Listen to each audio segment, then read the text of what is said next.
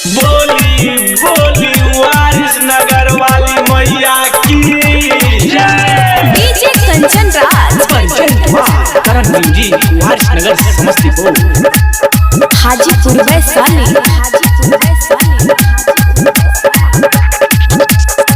सुन गे मैया तोहरा पुजरिया कैसे के देतौ मांगई तोहर दुआरिया। सुन गे मैया तोहरा पुजरिया कैसे के देतौ मांगई तोहर दुआरिया।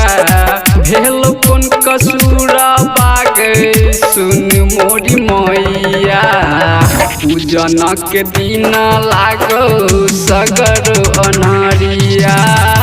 भेल कोन कसूरा बागे सुन मोरी मैया पूजन के दिन लागो सगर अनहरिया। अहाँ सब सुन रहल छी करण म्यूजिक के शानदार प्रस्तुति present by Karan music Waris DJ नगर कंचन समस्तीपुर राज हाजीपुर वैशाली। ओ डीजे वाला भाई थोड़ा प्रदीप का गाना बजाओ।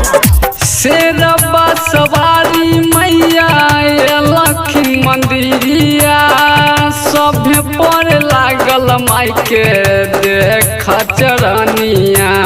अच्छा तो ठीक है रिकॉर्डिंग बाय करण म्यूजिक। शेरबा सवारी मैया लखी मंदिरिया सभे पर लागल माई के देख चरनिया। तोहरे चरनिया गे लौ भिखरिया परदीप गवैया भेल लचरिया। भेल कोन कसूरा बागे सुन मोरी मैया जियत नया तोहर परदीप गवैया।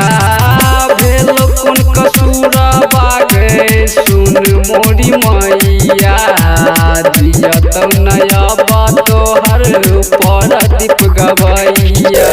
presented by Karan Music Waris Nagar।